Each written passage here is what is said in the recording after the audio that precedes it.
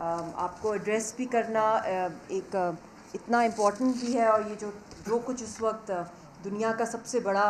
Latest weapon जो है उनका,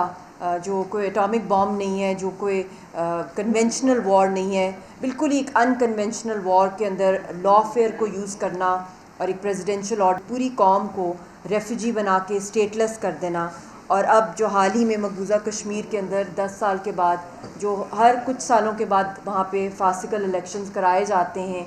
उनको भी कंडक्ट किया। पिछले पूरा ये जो महीना गुजरा उस एक्सरसाइज के अंदर 3 फेजेस के अंदर हुई। ये पहले इलेक्शंस थे 10 साल के बाद जो एब्रोगेशन के बाद किए गए। ये वो एब्रोगेशन है जिसकी वजह से हमने वहाँ पे देखा कि 50 लाख इंडियंस को वहाँ की रुकनीत शहरियत दे दी गई, सिटीज़नशिप डोमिसाइल इशू कर दिए गए, उनको वोटर राइट्स दे दिए गए। हालांकि वो कश्मीरी नहीं है। कश्मीर, क्योंकि ये एक लीगल फॉरम के ऊपर मैं एड्रेस कर रही हूँ, आप सबको पता है कि it falls under the United Nations, it is not a part of India. और यहाँ पे जिस तरीके से ये इलेक्शंस कंडक्ट कराए गए या एब्रोगेट किया गया आर्टिकल 370 और 35A, और ख़ास तौर पे मैं ये भी कहना चाहूँगी कि एक तो सबसे बड़ी बात है कि जब भी इलेक्शंस होते हैं, ये 1.5 मिलियन की जो कश्मीरी वहाँ पे आबादी है, उसको वहाँ पे 10 लाख इंडियन फोर्सेस के साथ साथ 15 इंटेलिजेंस नेट, जिसमें से 8 डॉक्यूमेंटेड हैं रॉ के हेडक्वार्टर्स में और 6 जो हैं वो अनडॉक्यूमेंटेड हैं। तो हम इमेजिन भी नहीं कर सकते कि रॉ और मिलिट्री की जो वहाँ पे मिलिट्री इंटेलिजेंस की जो माइट है वहाँ पे और जो इंटरवेंशन है उसके तहत ये इलेक्शंस कराना। और इन इलेक्शंस में भी जो हमने दुनिया में सुने होंगे, जाली इलेक्शंस होना, रिगिंग होना, बहुत सी चीज़ें सुनी होंगी, मगर आज तक आपने गोस्ट वोटर्स का नहीं सुना होगा। जो इतनी बड़ी 50 लाख तकरीबन लगभग जो है तादाद है वो गोस्ट वोटर्स की है, वो इंडियंस हैं जिन्होंने इलेक्ट्रॉनिकली इन इलेक्शंस में पार्टिसिपेट किया है। तो जो भी रिज़ल्ट्स आपको नज़र आ रहे हैं इस वक्त, जिसके अंदर बहुत ज़्यादा अपनी तरफ से कोशिश तो की जा रही है इंडियन स्टेट की और ख़ास तौर पे मोदी सरकार की, वहाँ पे दिखाया जाए कि हम जो कश्मीरी पब्लिक है उसने ओन किया इन इलेक्शंस को। हालांकि रियलिटी में जो खुद इनके अपने सर्वेज हैं अल्हम्दुलिल्लाह कि जो पिछले 10 साल पहले जो इलेक्शंस हुए थे, उन इलेक्शंस के स्टेटिस्टिक्स को कंपेयर किया जाए इन इलेक्शन से तो ऑलमोस्ट 14% की कमी है। तो आप ये भी आइडिया लगा सकते हैं, क्योंकि आप माशाल्लाह लीगल लेंस इसको देख रहे हैं और आप सब के अंदर एक मैं समझती हूँ एक रूहानी जिना की जो है खूबी भी है। पाकिस्तान को भी किसी पॉलिटिशियन ने नहीं बनाया, बल्कि एक बहुत बड़े जो थे आई थिंक पिलर थे लॉ के, जो इबादत समझते थे लॉ को प्रैक्टिस करना, और लीगल लेंस से उन्होंने पूरी दुनिया में एडवोकेट किया जो वहाँ पे मुसलमानों के साथ हो रहा था, सब कॉन्टिनेंट के मुसलमानों के लिए। और आज भी जिना को ही ढूंढ रहे हैं इंडियन मुस्लिम्स भी। अगर आप देखें कि जिस तरीके से वहाँ पे इंडियन मुस्लिम्स इतने स्कैटर्ड हैं, चाहे माइनॉरिटीज़ वहाँ पर हों। और जब मैं वहाँ पे पहली दफ़ा भी जब शादी के बाद गई तो मेरी वालदा साहिबा ने यासीन साहब से पूछा कि क्या वजह है कि इंडिया में करोड़ों मुसलमान रहते हैं और मकबूजा कश्मीर के इतने बुलंद और इतने बहादुर और मर्द मुजाहिद लीडरशिप है और मुकाबला करिए, बट वाई नॉट कि इंडिया में इतने बड़े टॉल लीडरशिप जो है वो इमर्ज हुए। तो यासीन साहब ने कहा इंडियन स्टेट के नॉट अफोर्ड अनदर जिना, उनके लिए डेथ है। तो मैं ये मकबूजा कश्मीर के जो वकला हैं उनकी तरफ से आप सबको एक स्पिरिचुअल जो पैगाम है श्रीनगर के लॉयर्स की, जिन्होंने बहुत उनकी भी बड़ी काविशें और स्ट्रगल हैं, कि आप उनकी आवाज़ हैं, आप उनकी जद्दोजहद लेके जाएं। मुझे बहुत खुशी हुई कि एडवोकेट रियासत आज़ाद साहब ने इस बात पे एग्री किया है मेरे साथ कि हम लोग यहाँ पे इंशाल्लाह Islamabad high court bar association के बाहर सिग्नेचर कैंपेन भी लॉन्च कर रहे हैं, जो ना सिर्फ इन फासिकल इलेक्शंस को रिजेक्ट करेगी बल्कि उसके साथ साथ जो वहाँ पे एब्रोगेशन हुई आर्टिकल 370 और 35A की। और इस वक्त क्योंकि यहाँ पे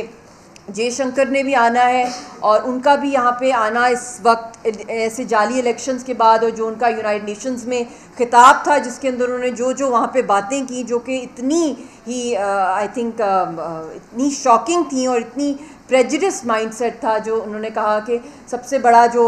जीडीपी जो बढ़ रहा है पाकिस्तान का वो टेररिज्म है। तो आई थिंक पाकिस्तान के जो वकला हैं कश्मीरियों की भी वकालत करें और साथ साथ दुनिया में एक्सपोज करें हिंदुस्तान का जो घिनौना प्लान है। और स्पेशली मैं ये भी कहना चाहती हूँ कि जो इस 1 मंथ की एक्सरसाइज के अंदर हमने देखा कि इन्होंने 15 से ज़ायद वहाँ पे डिप्लोमेट्स को वहाँ पे बुलाया और कोशिश की, बड़ी कोशिश की हिंदुस्तान ने कि दुनिया को डिपिक्ट किया जाए कि बड़ी नॉर्मल सी है। श्रीनगर के अंदर उनको बुलाया गया और उन 15 डिप्लोमेट्स को ऐसे प्रोजेक्ट किया गया जैसे कि वो इलेक्शन ऑब्जर्वर्स हैं। हालांकि जो भी आप सब यहाँ पे बैठे हुए हैं कि जो एक डिप्लोमेट का बिल्कुल भी ये मैंडेट नहीं होता कि वहाँ पे वो एक मॉनिटरिंग बॉडी की तरह एक इलेक्शन को मॉनिटर करे। तो डिप्लोमेट्स के भी मैंडेट को एक्सप्लॉइट किया गया इंडियन स्टेट की तरफ से, ठीक उसी तरह जिस तरह 2020 के अंदर कोरोना के दौर में इन्होंने कुछ चंद यूरोपियन MPs को मकबूजा कश्मीर में लेके गए और वहाँ एक डेथली साइलेंस तो होता ही है और कर्फ्यू रहता है। तो वहाँ पे दिखाया गया कि यहाँ तो हर चीज़ अमन है। तो बाद में पता चला कि ये रॉ के फंडेड टूर कराया गया था। और दूसरी बात में लीगली अगर हम बात करें तो यूनाइटेड नेशंस की जो रेजोल्यूशन 51 है ऑफ 1951 वो कैटेगोरिकली स्टेट करती है कि किसी भी किस्म के असेंबली जो इलेक्शंस हैं they can not be an alternative to the UN administered plebiscite. और उसके साथ साथ ये भी मैं कहना चाहती हूँ कि ना सिर्फ ऑक्यूपेशन है यहाँ पे, बल्कि इन पपेट असेंबलीज़ के थ्रू जो काम किया गया है ना सिर्फ इन इलेक्शन में बल्कि पहले भी, जिसके अंदर जितने ड्रैकोनियन लॉज हैं, टाडा है, पोटा है, arm forces special powers act है और बहुत से ऐसे घिनौने जो कवानीन हैं जो इम्यूनिटी देते हैं। और सबसे बड़ की बात है कि जो ट्रू रिप्रेजेंटेटिव्स हैं कश्मीरी कौम के, वो तो हुर्रियत के रहनुमाएँ, चाहे वो यासीन साहब हों, आसिया अंद्राबी साहिबा, शबीर शाह साहब हों, मुसर्रत आलम हो, जितने भी हैं उनमें से तो कोई भी वहाँ पे रिप्रेजेंटेटिव्स नहीं है। हज़ारों क्या लाखों की तादाद में कश्मीरी लोग जो हैं वो जेलों के अंदर बंद हैं और उनके ख़िलाफ़ कितने फिक्टिशियस चार्जेस के ऊपर केसेस किए जा रहे हैं। और इस वक्त भी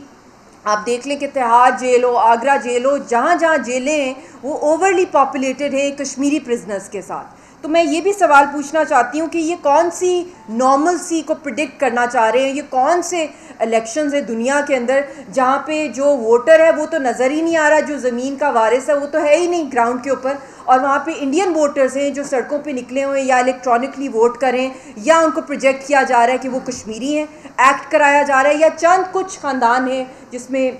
उमर अब्दुल्ला का ख़ानदान है, महबूबा मुफ्ती की फ़ैमिली है और भी कुछ चंद ख़ानदान हैं जिन्होंने बहुत ज़्यादा ये शो किया है कि वो हुर्रियत की ज़बान बोल रहे हैं इन कैंपेन्स के अंदर। तो ये भी एक बहुत बड़ा आई थिंक फेलियर है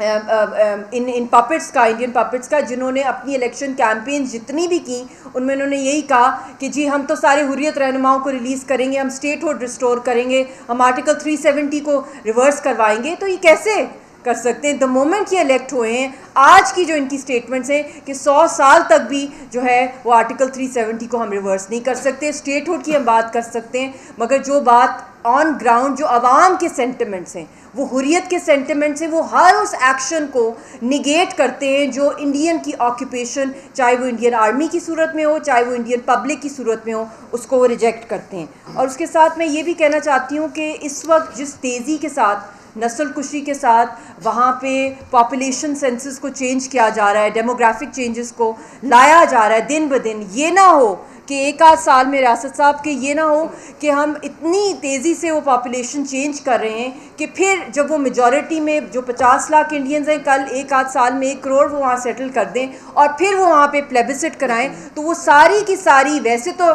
फिक्टिशियस एक्सरसाइज है, सारी की सारी फार्सिकल एक्सरसाइजेज हैं, बट इस सूरत में वो एक नॉर्मल सी दिखाने की कोशिश करे दुनिया को कि हमने यहाँ पे प्लेबिसिट करा दिया है। तो हमारी अर्जेंट जो डिमांड है इन इलेक्शंस के साथ साथ और वैसे भी है कि जो जो एक्शंस इंडिया ने वहाँ पे लिए हैं इनकी रिवर्सल की डिमांड है। उसके साथ साथ डी वेपनाइजेशन, डी मिलिट्राइजेशन, शनिंग ऑफ ऑल ड्रैकोनियन लॉज जो वहाँ पर हैं, और release of all Kashmiri political prisoners and to have the UN observers to be there fact finding missions, क्योंकि इन इलेक्शंस में, कहीं भी इलेक्शन दुनिया में होते हैं तो